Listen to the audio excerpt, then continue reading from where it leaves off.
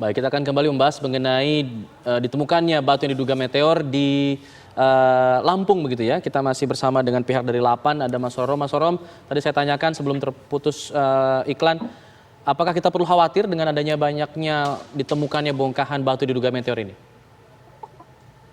Kita patut untuk curiga, tapi jangan sampai level khawatir ya saya kira ya. Kenapa harus curiga? Karena kalau kita melihat catatan statistik ya, misalkan kita asumsikan Lampung Selatan itu punya area 5.000 km, harusnya satu area Lampung Selatan itu hanya menerima satu jatuhan meteor satu kali dalam satu dekade. Sementara belakangan ini terdengar setidaknya 2 ya, di Tanggamus 1, kemudian belakangan Pak Sukirno dan beberapa tempat lainnya. Nah, maka dari itu kita perlu munculkan kecurigaan. Kenapa sebenarnya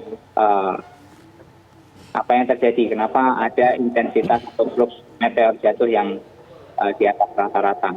Mas, tapi saya kira tidak sampai ke level yang mengkhawatirkan.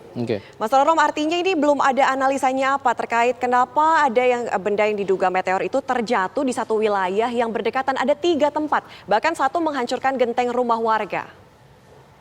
Nah, kalau 3 meteor yang jatuh dalam waktu bersamaan itu memang mungkin terjadi. Karena kalau meteor tersebut berukuran yang cukup besar, maka ada potensi meteor tersebut terpecah pada ketinggian sekitar 80 atau 50 km di atas permukaan bumi.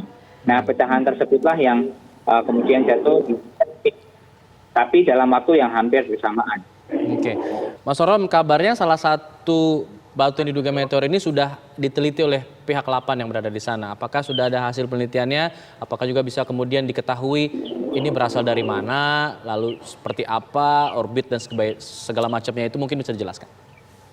Nah, mungkin saya konfirmasi bahwa belum ada pihak Lapan yang melakukan penelitian secara mendalam, tapi saya dengar peneliti atau staf akademik dari Institut Teknologi Sumatera, ITERA di Lampung sudah mendatangi lokasi jatuhnya meteor Tanggamus, kemudian ada sampel yang dibawa ke laboratorium mereka.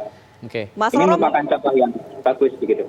Mas Rorom, mungkin pertanyaannya ini dari masyarakat juga. Di Sumatera kemarin meteor dijual dengan harga yang cukup mahal. Sebenarnya kenapa meteor ini berharga mahal dan meteor termahal ini seperti apa sih? Nah, sebenarnya harga dari meteor itu ya seperti harga benda-benda yang dikoleksi orang, seperti batu akik atau jenisnya. Nah, memang tingkat kelangkaan dari suatu meteorit itu menentukan nilai jualnya di pasaran kolektor semacam itu. Nah, untuk kasus yang jatuh di Sumatera Utara itu kan tergolong sebagai meteorit yang cukup langka karena memang berumur relatif tua. Kemudian struktur batuannya itu berbeda. Dia terkategorikan sebagai meteor kondrit ya, yang masih ada bulir-bulir sisa pembentukan tata surya. Nah, untuk yang jatuh barusan di Lampung, itu kita perlu teliti bagaimana kandungannya, bagaimana struktur batuan di sana.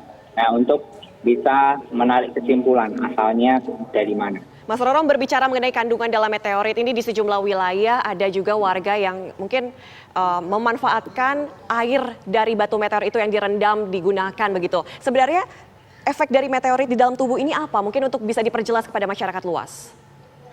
Secara umum, bila kita tidak singgung asal muasalnya dari mana, sebenarnya batuan meteorit itu hampir sama dengan batu yang ada di bumi secara kandungan. Hanya terdapat silikat atau pasir di situ, banyak kandungan besi, magnesium dan sebagainya. Baik. Nah, kalau dicelupkan ya kurang lebih sama dengan batu yang ada di bumi. Tidak ada khasiat ekstra dari batu tersebut. Nah, apakah ada efek samping yang dikhawatirkan? Apakah ada kandungan berbahaya di situ? Nah, biasanya tidak. Baik. Tidak ada kandungan zat-zat radioaktif dalam angka yang terlalu tinggi. Baik, saya ingin kembali ke Pak Sukirno. Pak Sukirno, tadi disebutkan masih butuh penelitian untuk mengetahui nilai dari batu tersebut. Apakah sudah ada yang menawar batu yang Bapak miliki saat ini? Belum, Pak.